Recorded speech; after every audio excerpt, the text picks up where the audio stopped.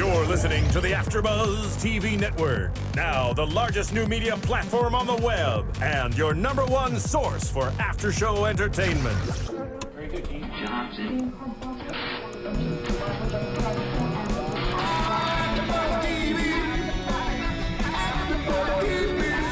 The AfterBuzz Studios in Los Angeles, California. Presented by Maria Menounos and streaming live thanks to Akamai Technologies. This is AfterBuzz TV's The Originals After Show.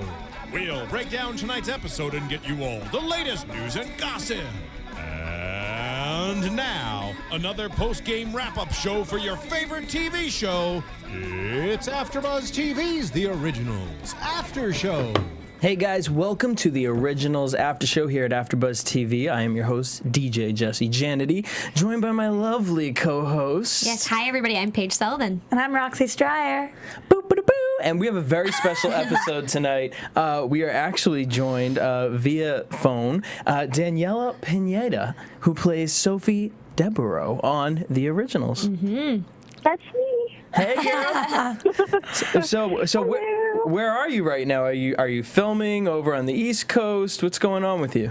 I am in the South. I'm in Atlanta. I'm actually outside. It's like a really nice night, and I'm outside hanging out with my dog, Chuba. Chuba. Oh my God, what kind of puppy? It sounds so cute, Chuba. He's like, it's so funny. People stop me all the time because he doesn't really... Right now, more than ever, his hair's grown out. So he's really fluffy, and he's kind of overweight, which is my fault. So everyone stops me, and they're like, he's like a teddy bear. And I'm like, yeah, he is, but it's partially because he's fat and needs to lose weight. It's so cute. Well, the bigger, the more cuddlier. All right, Danielle, I mean, let's talk a little bit about where you came from. You were born over here in California, Oakland. Yes, Northern California. And you moved over to New York for school. Were there any intentions of you actually becoming an actress? Well, actually, I went to school in Northern California. I went to Mills College, and then post-college, I had all of these, different weird jobs, and I knew that I wanted to work in entertainment, but I wanted to work as a producer and writer. I got a journalism and sociology degree, and so I wanted to leave that and sort of work my way into independent film. So I moved to New York, and I started writing and producing my own YouTube videos. And basically, one thing led to another, and I got discovered by my manager, Jesse Janedy, who basically said, you should act, and I'll represent you. And I was like, yeah, I don't want to be an actor. I want to direct actors. And she's like, yeah, no, you should be an actor. And so, 4 years later, now I'm full-blown actor. Yeah. Now, what was the audition process like? How did you and The Originals come to be? So basically what happened was, this was a part that a lot of my friends were actually going out for, and rarely does this happen for me, but I read the sides, which are, the chunk that they give you to audition with, the dialogue, and something about it just clicked, and it just felt really, really right. And so you audition for, you audition for the casting director, and then if you get called back, eventually you audition for the network and you test. You test, and I was up against 5 other really lovely, talented girls, and I was the only one flying in from New York City, and it was a really thrilling process. I got to bawl my eyes out, and I was so nervous, and I was walking around this hotel like a crazy person, walking around the lobby saying my lines over and over again, and it was I missed that. That was such a great experience. And then when I found out I got it, I just freaked out and did cartwheels and looked like a interesting person. Do you feel like having a background in areas other than acting helped you to become the actress you are? Because you said you were more interested in writing and journalism and production. So do you feel like because of all of that, all the knowledge you had, it actually helped when you wanted to be on camera and knowing what to do? Yes and no. It's funny because a lot of it does, at least for, writing. I feel like having a background in sociology and in journalism, I'm very much interested in other people's stories. So for writing, it helps. For acting, acting is so in the moment that thinking about anything else while you're doing it will only hurt you. So yes and no. Yes, and it I'm interested in certain kinds of films and causes and movies about certain things. But for acting, acting was a real challenge for me. It continues to be a challenge. Acting is. I enjoy it and I love it, but it can be really hard. It definitely seems that way, though. And I don't know, for somebody who kind of jumped into the acting field not having a desire to be there off the bat, did you find you had to prepare in a certain way, or how did you prepare yourself to kind of jump from one profession to the next? Totally. I was really intimidated, and when I first started out, I felt like really behind and kind of lost, and it was all really intimidating. And the reason why I didn't really want to become an actress, even though I'd been in productions in school and I was in a theater group, comedic theater group in San Francisco, I felt really behind. And you're up against people who graduated from school or who have been doing it since they were 12, and this is their whole life. So I was really freaked out, but I just took tons and tons of acting classes, tons, and I took them all really, really seriously. And, I failed a lot. There was 2.5 years where it was really hard for me to book anything. I would book little jobs here and there, and and then it just seemed like one day it all kind of just started to change. And so you book the originals. You're going crazy. Were you a fan of Vampire Diaries before the originals? Did you know what the show was, or? Yeah. Yes. Totally. I was living in New York City, and you can't walk anywhere without seeing Nina and Ian and Paul somewhere at a poster. It's such a popular show, and my friend recommended that I watch it, and I actually really fell in love with Joseph. Joseph was my favorite actor on that show, just because to me he seemed he seemed menacing and dangerous and kind of a sociopath. And I was I bought it, that he was this total weird sociopath. So when I found out that I got on the show, I was so ecstatic. I was, that I got to work with him, and it was awesome because when I first got to Atlanta to shoot the pilot, I was so nervous. And Joseph reached out to me and was hey, I wanted to come by. We can meet in the lobby and just talk and introduce ourselves. And I was oh my God, he's so nice. And yeah, it's a really friendly cast. But yeah, no, totally. I was it was so weird to watch Vampire Diaries and then be working with them. All right, so very, very important question. This is really serious right now, okay? Okay. Are you a Stelena fan or a Delena fan? Oh, I am a Delena fan. All right, fine. Come to the dark side, baby. I feel it's so funny because those two characters are it's either the good boy or it's the bad one. And I don't know why. I'd probably pick Delena. With the originals, are we going to see any crossover events, or are they kind of just trying to make the originals its own thing right now, and maybe later on we'll get into that? You're definitely going to see crossover. Yes. In fact, I can say that you will see crossover in the next couple episodes. All right. Is it character crossover or location crossover? A little bit of both? Does our character... Whoa, say that again? Is it character crossover or location? Are we getting characters? No, it's a character crossover. Ooh, exciting. But I can't say who.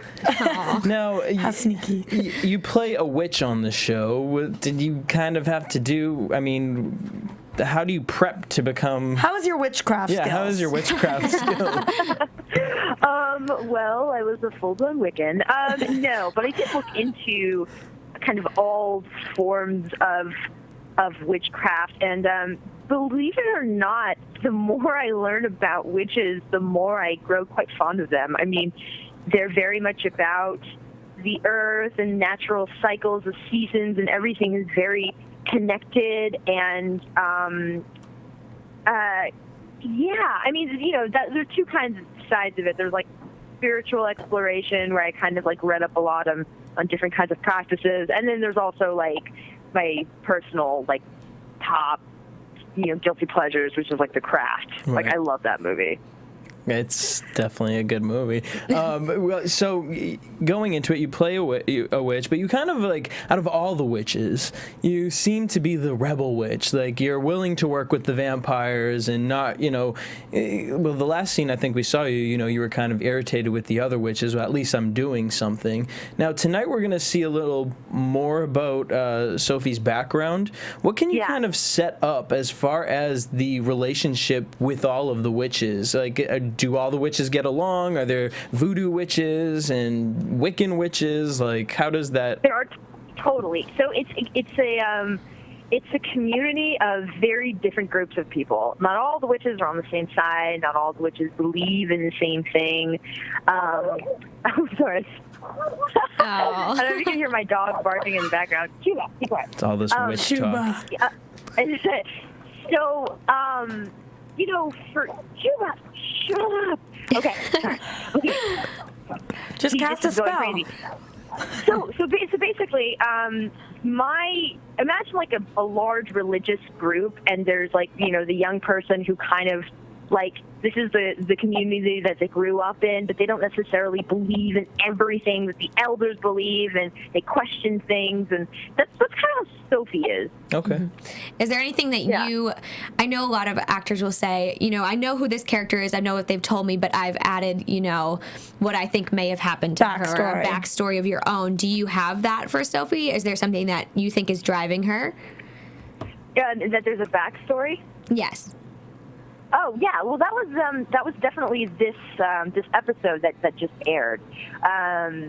Basically, you kind of find out that Sophie was kind of a wild child, and definitely you know, kind of wanted nothing to do with being spiritual or being a witch. She kind of just wanted to be a girl and explore the world and have fun. And but because of all the loss that she's experienced of her sister and the rest of her family and other members of her community at the hands of Marcel, I think what really drives her is kind of honoring all that she's lost. I mean, otherwise, you know, without them, she really has no one. So I definitely think that, you know, those roots are there and driving her to continue on. I know you said that when you auditioned for this, you really connected the lines. It just felt right. But for me, I'm wondering, how do you keep this connection going when you're, I mean, I don't know what you were like growing up, whether you were a wild child, but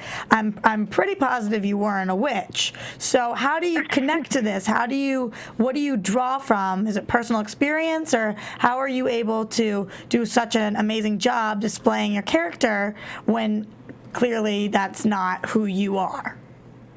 I think for this character, and the reason why the sides, when I first read the part, kind of resonated with me, was that she is somewhat of a lone ranger and kind of a rebel. And at least, like, when I was in school, I mean, luckily by my senior year, like, I had done better in my grades, but, like, for the most part, like, I was a legitimate class clown and was always getting in trouble and was always going to the principal's office and was always in detention and hated authority, and, you know, but, like, I was also like one of those kids who, like, even though I was a troublemaker, there's always like a handful of teachers who, like, you know, reached out to me and who I liked and who respected me, and I think Sophie is kind of like that. I mean, she's a risk taker, and she is sort of rambunctious, and I feel, in those ways, I feel kind of connected. I don't think you can't be an actor and not be like a huge risk taker. It's a risky business. All right, kind of speaking of risky business, in Vampire Diaries, we were introduced to a new creature, kind of, a new mystical being called a traveler. Now, are we going to see some travelers maybe coming from New Orleans? Do you know anything about them? Gypsy travelers. Yeah, we don't really know much about them. As Sophie, does Sophie know anything about travelers? There aren't that I know of. There could be later in season. Mm-hmm. However, I can say that there will be. It's like a mix between a creature and a force. But there is something that's coming that is not a vampire and not a werewolf and not a witch and definitely not a human. It's the baby. It's the baby. That's just my prediction. Well, well, the baby is kind of a hybrid of it all. But no, there is something coming. So maybe not a traveler, but it's something else we'll have on our show. Well, the demon that made.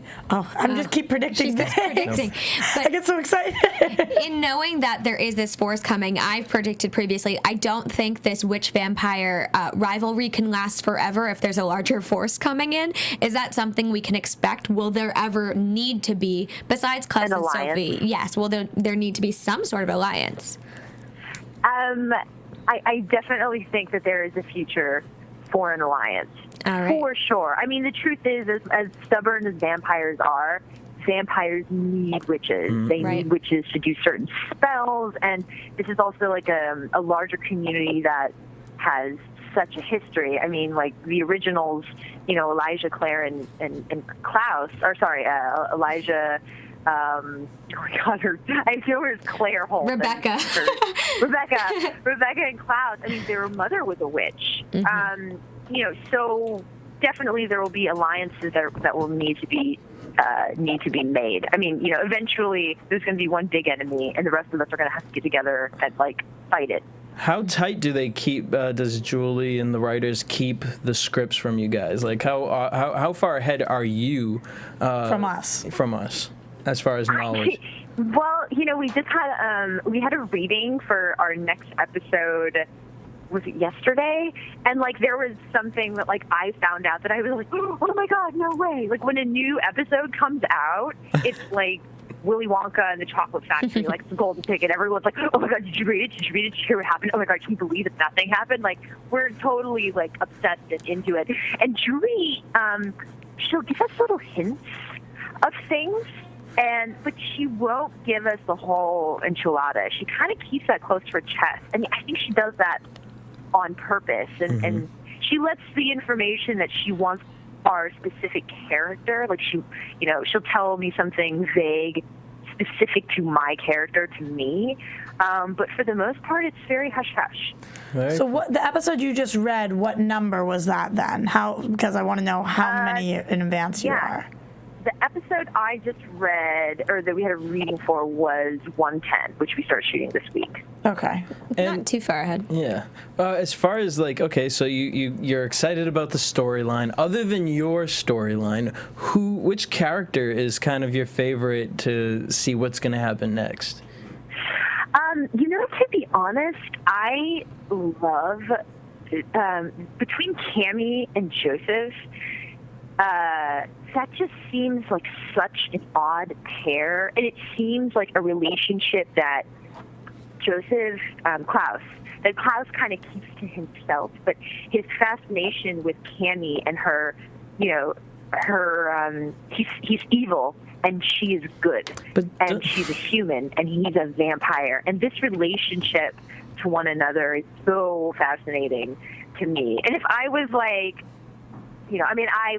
love him now because I work with him, but watching those scenes between them, if I was a 12-year-old girl, I would probably be a psycho, in love with Joseph. Okay, I'm 22 and I think I'm pretty in love. So you should see her when Ian Somerhalder comes on. Because in the episode, he's as soon as the camera turns on, he's Klaus. But when the camera's not on, he's so snuggly and reading fantasy books, and it's awesome. I can't even picture it. Reading fantasy books, that's interesting. I also want to ask about a different storyline about the witch's attempt to what it seems like take down Haley in the last week's episode. Can you tell us anything about that? That's a perfect example of all the witches not being on the same side. Right. So you're not on team take down Haley. No, How could not she? at all. That was not, She's linked. Yeah. Yeah. Okay. Just clearing everything up. If you Yeah, that was Agnes, who's Yes. an elder. Well, because you are linked to Haley, but so you're linked at this point, and we don't know a ton about you, especially us seeing as we haven't watched tonight's episode yet. But is there anything that you hope happens for your character, that you hope Sophie has a love interest or a friendship with somebody, anything that you wish for her? Totally. I think, a love interest would be nice. But I think more for my character, because I've lost so much, I would like to see kind of a revamp or almost a comeback. Like, I feel like I would really love to have my character grow up a bit. She's, in 105, we've kind of seen that she was sort of the reluctant hero thrown into this, like, position to lead her people and kind of didn't want to do it, but is doing it now and kind of forcibly because she feels like she has to. But I'd like to see her get to a point where she just owns it. Where she gets what? A grows up? She just owns it. Oh, all right. Yeah. Before we move on to your newest project, any last questions, ladies? No, I mean, I'm just excited to see. I'm excited to see where Sophie goes. I'm excited to see tonight's episode, seeing as we haven't seen it yet, and learn more about your character. Right, and I was just going to say, as a transition to your newest project, so when we were stalking you a little bit, looking at all the projects you've done previously, you've done a lot of shorts and really funny stuff on College Humor that we were dying about. Oh, so, yeah. a lot of funniness coming from you. You wouldn't expect that from the character you play on this show. So I'm interested to hear about your newest short that you have. I think you told us you tweeted about it, so will you tell us a little bit about the short? Yeah, definitely. So I was, I live in New York, and I wrote this short sort of based off this thing that happened to me, but I embellished it. And it's basically like, it's like 2 minutes, and it's basically what happened was I was in New York with my boyfriend, and we're walking, and we see all these posters on a wall, and they were everywhere. Like, you couldn't go anywhere in New York without seeing this poster, and I won't say who it is, but it was a band, and there's like a picture of a really sexy girl's face. And my boyfriend was like staring at it, and I was like, do you know that person? And like, turns out that it was an ex of his. And so then, like, for him it was like, oh, that's cool, she's like on a poster. Meh. For me, that's like great. And I went everywhere in New York, and I could not escape this girl's face. Oh, you poor thing. It was everywhere, like this beautiful girl's face, and I was like, oh God, I can't go anywhere without seeing her. So I had to make a short about it. So it's like totally rooted from insecurity, and it's hilarious. Actually, I initially wanted to go into this business. If it was drama, I wanted to work like an independent film, and then if it was something that I was doing, I just wanted it to be comedy. I mean, I did UCB for a while in New York City, and that's kind of more of what I wanted to do. And then I just started booking all of these dramas, which was so, like, I booked Homeland, and that was like so out of left field. I was like, I'm booking all these dramas, so maybe I'm more funny than I'm a writer. I don't know. Well, girl, you've booked some pretty amazing things. So, but where can we go again to see Watch your the shorts? short, yeah. Yeah, so if you, I just tweeted it out. The short's called The Giver, and I uploaded it to YouTube, to my YouTube channel, which the YouTube channel is titled The Daniella Pineda Show, which I have all kinds of different videos that I've made. So yeah, if you go to the Daniella Pineda Show, the YouTube channel, I'm sure if you type in The Giver and Daniella Pineda, the video will come up. I figured like uploading it to, we were going to submit it as a film festival, to film festivals in short, but I just kind of felt like my Twitter since the originals has grown so much that I'm just going to start uploading all my stuff to YouTube. That sounds like a pretty smart idea to me. Yeah, the fan base is that perfect. What's your Twitter handle, actually?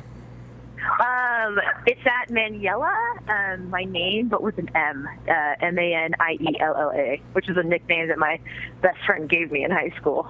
Where did this nickname come from? Yeah, gotta know. Maniella, I don't know. My best friend Jessica has always just been obsessed with like drawing pictures of like really like ugly, scary like trucker people with like flies, and like she just drew these pictures, and then she would draw me as one of these people, and then she started calling me Maniella, and so it was a high school thing. Stuck with you though. There you go. Well, Danielle, we want to thank you so much for calling in, and I know we look forward to seeing what happens with Sophie's character throughout the season. But again, thank you so much for calling in, and everybody at home, we want to thank you guys for tuning in. Again, Danielle, if anyone wants to follow you on Twitter, they can follow you at Maniella. I love it. Maniella. Thank you guys so much for having me. It was so nice, and it was really fun talking to you. Thank you. You And too. give Chuba a hug for us. Yes. I will. All right, if you guys want to keep the conversation going with us, you guys can follow me at DJ Jesse J. At Paige Sullivan. At Roxy Striar. Also, make sure you guys tune in to Vampire Diaries and The Originals every Thursday here at AfterBuzz TV at 8 Pacific Coast Time and 10 Pacific Coast Time. Oh, no, I'm just kidding. Our new time for The Originals is 7 Pacific Coast Time. Yeah. At AfterBuzzTV.com. Peace. From executive producers Maria Menounos, Kevin Undergaro, Phil Svitek, and the entire AfterBuzz TV staff, we would like to thank you for listening to the AfterBuzz TV network. To watch or listen to other after shows and post comments or questions, be sure to visit AfterBuzzTV.com. I'm Sir Richard Wentworth, and this has been a presentation of AfterBuzz TV. Buzz you later. The views expressed herein are those of the hosts only and do not necessarily reflect the views of AfterBuzz TV or its owners or principals.